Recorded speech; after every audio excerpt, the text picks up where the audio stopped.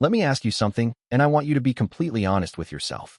How many times this week did you buy something small, something that felt like nothing, and tell yourself, it's just a few dollars, it doesn't matter? Maybe it was a coffee on the way to work. Maybe it was a quick snack from the convenience store. Maybe you ordered lunch instead of bringing one from home. Maybe you grabbed a little something from Amazon that popped up in your feed. Nothing expensive, just a small thing, a tiny treat to get through the day. Now here's the question that changes everything. What if I told you that those harmless little purchases, the ones that feel invisible, the ones you forget about by the next day, are quietly draining more than $10,000 from your life every single year? You'd probably think I was exaggerating. You might even laugh. Because that's the whole trick. These purchases feel so small that your brain literally refuses to take them seriously. $5 here, $8 there, $12 on something you didn't even plan to buy. Each one feels like a rounding error in your financial life. But when you add them up, and I mean really add them up, the number is so shocking that most people refuse to believe it until they see their own bank statements. This is the small treat habit, and it is one of the most underestimated financial leaks in the modern world. Not because each purchase is dangerous on its own, but because the pattern they create is almost perfectly invisible to the human brain. Let me show you exactly how this works, why your mind is designed to fall for it, and what it's actually costing you far beyond just money. Let's start with a simple exercise. Don't worry, there's no math homework. Just follow along. Imagine a person named Alex. Alex has a pretty normal routine. Every weekday morning, Alex stops for coffee. Not fancy coffee, just a regular cup from a chain. About $5 with a tip. At lunch, Alex doesn't always bring food from home. Maybe 3 times a week, Alex grabs something quick. A sandwich, a bowl from the place down the street, maybe a burger. Average cost, about $12 each time. In the afternoon, Alex hits a wall. That post-lunch energy crash. So Alex grabs a snack and a drink from the vending machine or the cafe downstairs. Another $4. And then a couple of evenings a week, Alex orders delivery instead of cooking. Nothing extravagant. Just a regular meal, maybe some Thai food or a pizza. With fees and tip, that's about $22 each time. On weekends, Alex treats himself a little. A brunch here, a dessert there, maybe a random purchase from an app because something caught his eye while scrolling. Let's call that another $30 across the weekend. Now none of these things feel like a problem. Every single one of them feels reasonable in the moment. $5, $12, $4, $22. Each one is forgettable. But let's do what Alex never does. Let's add them up. The morning coffee 5 days a week is $25 a week. That's $100 a month.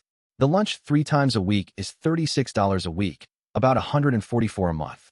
The afternoon snack is $20 a week, $80 a month. The delivery twice a week is $44 a week, roughly $176 a month.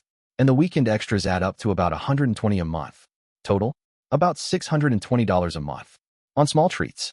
On things Alex can barely remember by the following week. Over a year, that's roughly $7,400. And that's a conservative estimate. I didn't include the random Amazon purchases, the impulse buys at checkout counters, the app subscriptions Alex forgot he signed up for, or it was on sale so I had to get it, purchases that happen at least once a month. When you include everything, the real number for most people lands somewhere between $8,000 and $12,000 a year. On things that feel like nothing. $10,000. Gone. Every year. On autopilot. Now here's the part that makes this truly dangerous. It's not just that you're spending $10,000. It's that your brain is specifically designed to not notice. Psychologists have a concept called the peanuts effect. It describes how humans tend to dismiss small amounts of money as insignificant. When a loss or a cost feels tiny, your brain doesn't process it as a real financial event. It categorizes it the same way it categorizes finding a penny on the ground, as something too small to matter. And this made sense for most of human history. For thousands of years, small transactions genuinely didn't add up to much because there simply weren't that many opportunities to make them. You couldn't buy something every few hours. There was no store on every corner, no app in your pocket, no one-click purchasing. But the modern world has completely changed the equation while your brain stayed exactly the same. Today, you can make 15 small purchases before lunch without even leaving your couch. Each one feels tiny. Each one triggers the peanuts effect. And each one slips past your brain's financial radar completely undetected. This is why people who track their spending for the first time are almost always shocked. Not by the big expenses, they know about those. They're shocked by the avalanche of small ones. The charges they don't remember making. The subscriptions they forgot existed. The daily habits that somehow added up to hundreds of dollars a month without ever once feeling like a real decision. Because that's the key word. Decision. Most small treats don't feel like decisions. They feel like reflexes. You're tired, you buy a coffee. You're bored, you open an app. You're stressed, you order delivery. There's no moment of deliberation, no weighing of pros and cons. It just happens, as automatic as blinking. And that's exactly the problem. You're spending thousands of dollars a year on financial autopilot, and your brain has convinced you that none of it counts. But here's where this story gets really interesting. Because the $10,000 you spend on small treats isn't actually the real cost. It's not even close. Let me explain what I mean with a concept that sounds simple, but completely changes how you see money. Every dollar you spend has two costs. The first cost is obvious. It's the dollar itself. You had it, now you don't. But the second cost is invisible, and it's almost always bigger. It's what that dollar could have become if you hadn't spent it. This is called opportunity cost, and when you apply it to the small treat habit, the numbers become almost painful. Let's go back to that $10,000 a year. Now imagine instead of spending it on forgettable treats, you invested it. Just put it into a simple, boring index fund that averages about 8% return per year. Nothing fancy, nothing risky, just consistent, long-term investing. After 5 years, that money would grow to about $63,000. After 10 years, about $156,000. After 20 years, you'd be sitting on over $490,000. After 30 years, it crosses $1.2 million. $1.2 million. From coffee, snacks, delivery apps, and impulse buys. That's not a typo. That's compound interest doing what compound interest does when you give it time and consistency. And it reveals the true cost of the small treat habit. You're not just spending $5 on a coffee. You're spending the $57 that coffee would have become in 30 years. Every small purchase carries a shadow price, the future wealth it would have generated if you'd redirected it. Now, I'm not saying you should never buy a coffee. That's not the point. The point is that you should understand what these purchases actually cost you, not just today, but across your entire financial life.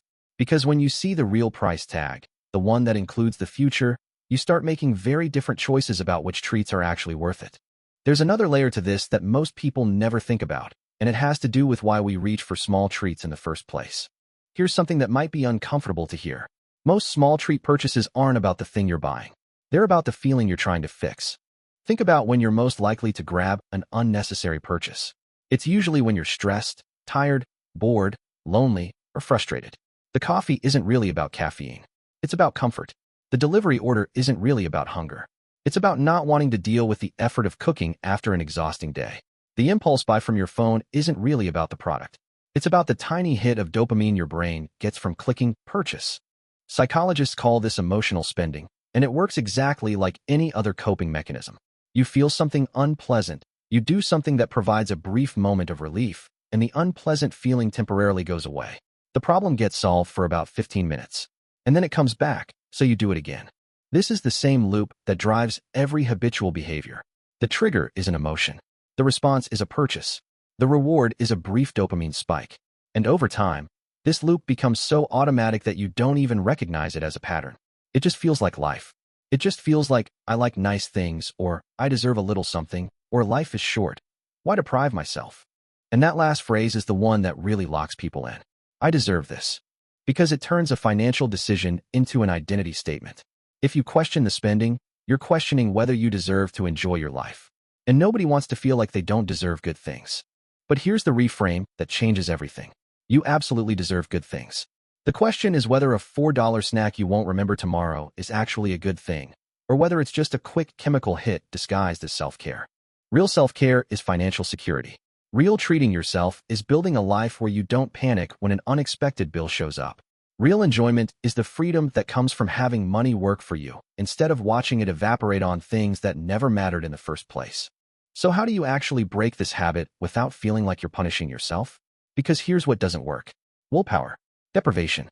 Telling yourself you'll never buy another coffee again. That approach fails almost every single time because it fights against your brain's wiring instead of working with it. What works instead is redirection. You don't eliminate the habit. You reshape it. The first strategy is the awareness gap. For one single month, track every purchase you make under $20. Every single one. Write it down in a note on your phone or use an app. Don't judge yourself. Don't try to change anything. Just observe. What happens is remarkable. The simple act of recording these purchases makes them visible to your brain for the first time.